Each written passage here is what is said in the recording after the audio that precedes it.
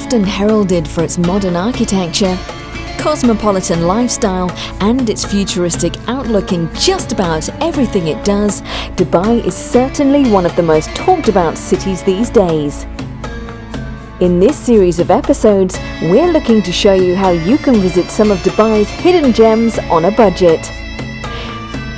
To start off this episode, we're off to the Coffee Museum.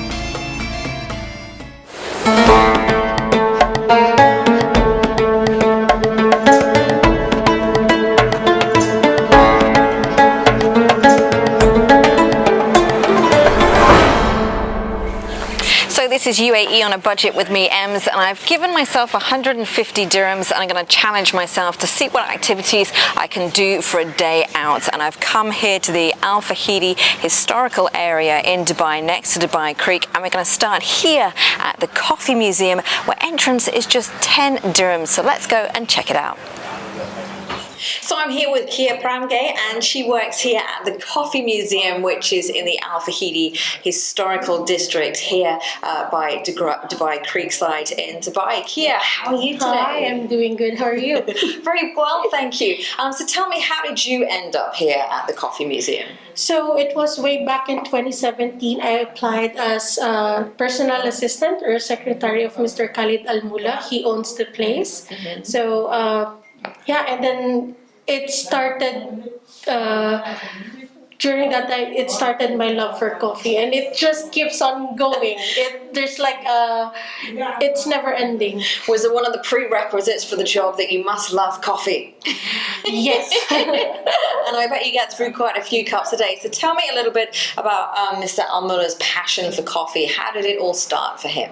So as per Mr. Khalid, it all started when he was young, and it was in their household when his father was brewing some coffee, and he started to like the smell of it, and then it just ignites something in his heart, and then he keeps moving forward. He started off to open a company. It's called Eastern Ben & Co. Mm-hmm. So it's a coffee trading and roastery here in Dubai. It's in Al Quoz.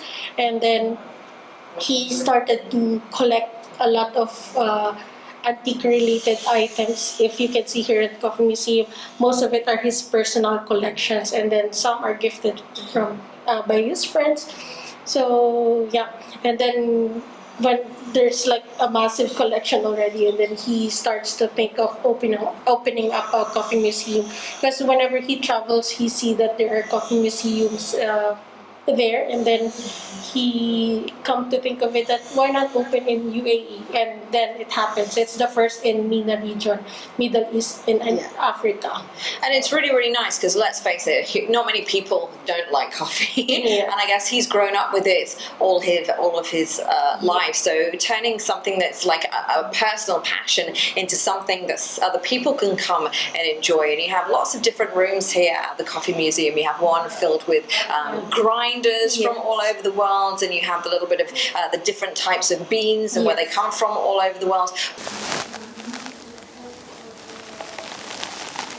This place is very, very deceiving. You walk in through the entrance and you just have a little room, then you open out into these rooms and areas downstairs, and then you come upstairs and you have this wonderful big area as well. But guests can come and sit and have the traditional coffee with some popcorn and some snacks as well. And at 10 dirhams, it's an absolute bargain. It's coming to enter. But if you're not a fan of like raw coffee, as we say, like the black raw coffee, they can take the 10 dirhams and put it towards something on your menu.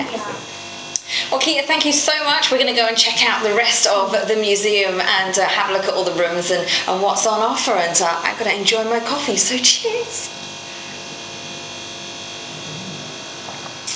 The Coffee Museum hosts a small number of attractions. There's a bar where you can buy various types of unique coffees.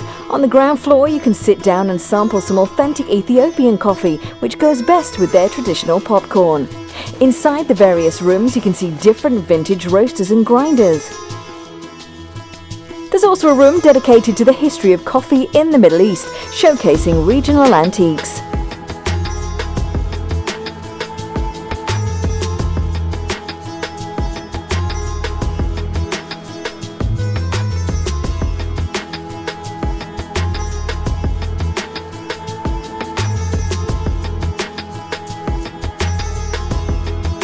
Be sure to check out the various books about coffee throughout the museum, and for a souvenir there's a little shop just before the exit where you can grab something to take home.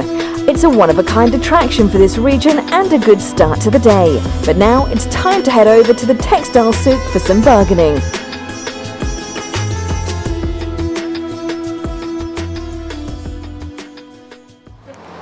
So I've just come into one of the shops here in the Textile Souk by Dubai Creek, and with me is Qayyum. This is his store. How are you today? Alhamdulillah, good.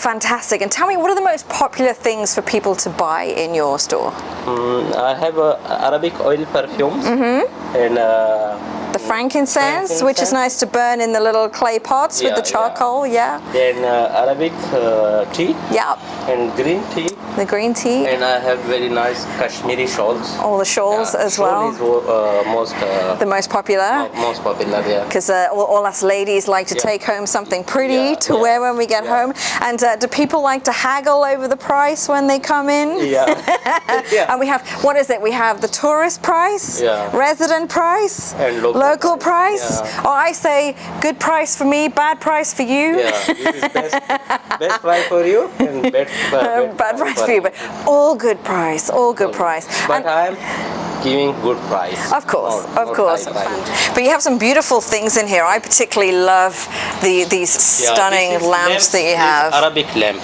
Yeah. Arabic style, but this is from Turkey, but made for Arab. You know, Arabic style. But the colors are very beautiful, very vibrant. This is also handmade. They're all handmade glass? Yeah, handmade. Stunning. Yeah. And so tell me approximately, what would you sell one of these for? For 70 dirhams. Single piece. For a single piece? I was going to say not for that whole thing. Not for all. Amazing, but very pretty, very pretty. So, no, they're beautiful. And the shawls, average price on those?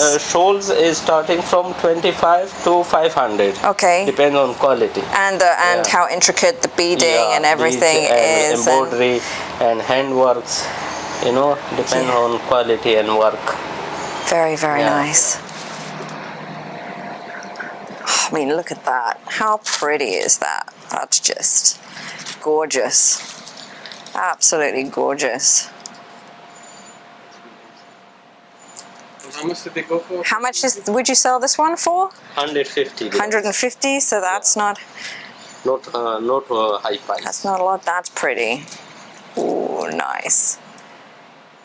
Very nice. And this is also very nice. I like this color. Oh my god. That's unusual. Kind of like a lilac. Stunning. And where do these come from, these ones? From Kashmir. They come from that Kashmiri. Okay. Yeah. Stunning. Kashmiri, and this is the real wool. You know the material? The real wool. That's nice. Yeah. This is not all polyester. And this all work. Hand placed not stones printed, and everything. Yeah, it's all hand stitched. All work. Yeah. Nice. Very nice work. It's very pretty. This is local. This is traditional of Saudi Arabia. I was going to say, this is the Saudi one? Use Dubai people, local people also. And I'll show you the local one. This is local. This is traditional of Emirates. Which is Yeah. And the this, white one with the pattern? everybody can go. And the green Color, one as yeah. well. Nice. And I have blue color. A blue one. I've never seen a blue one. I've never seen a blue one. Oh, look, there's a blue one here around the front. Yeah, So here we go. And Oh, there's a black and one. white. There's a black one. Black Yeah, one black here and white, too. yeah. Nice. Very nice. Just as I stepped out of this amazing little store, something caught my eye on the display rack outside. I like it. It's nice. It's nice. I like Very nice. He's gonna. Let's try it now.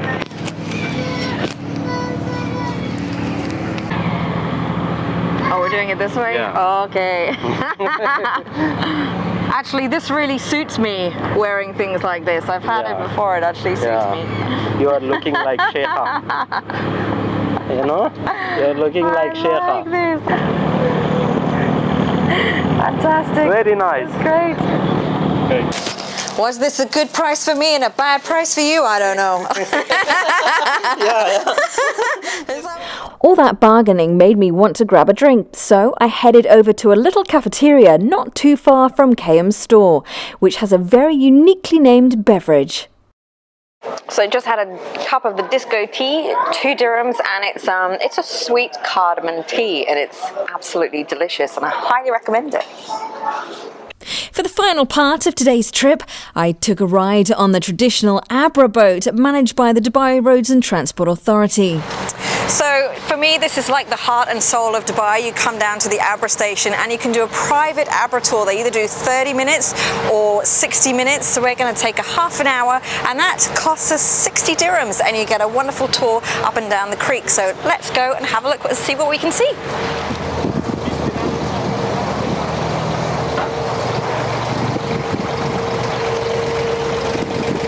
The Dubai Creek, or Core Dubai, split the city into 2 sections, Bur Dubai and Dira. In the early 20th century, the creek was home to around 300 pearl diving dhows that would take their crews away from May to September in search of the precious gemstones. The creek was dredged in the 1960s and 70s to allow passage and anchorage to larger vessels. Cargo dhows still operate in and out of the creek, shipping hundreds of thousands of tons of goods every single year. So back behind me, there's lots and lots of cargo dhows, and it's unbelievable that these cross the ocean to India. And I don't know if you know this, but Monty Python star Michael Palin, back when he did his TV show Around the World in 20 Years, he went from Dubai to Mumbai on an open-top dhow, which is absolutely incredible. Maybe we should try and recreate that at some point. I don't know, it seems like a lot of fun. Not sure about sleeping under the stars, open to the elements on a dhow, but it could be interesting. But this is fantastic. You see, you've got the old dhows, the incredible boats, up to these new super yachts, and it's just fantastic. This is old Dubai. This is Dubai that hasn't really changed over the years, certainly not in the 17 years that I've been here anyway, and this is fantastic. If you want to see the heart and soul of Dubai, this is what you've got to do.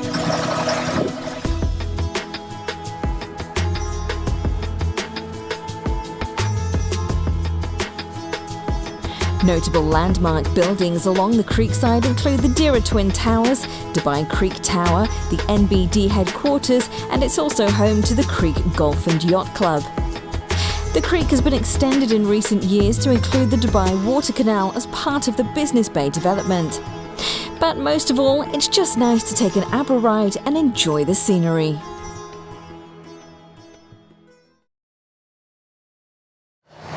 So there we go, today's UAE on a budget, and with the coffee museum, going through the Textile Souk, the disco tea and the Abra ride, the private Abra ride up the creek for 30 minutes, we spent a grand total of 112 dirhams.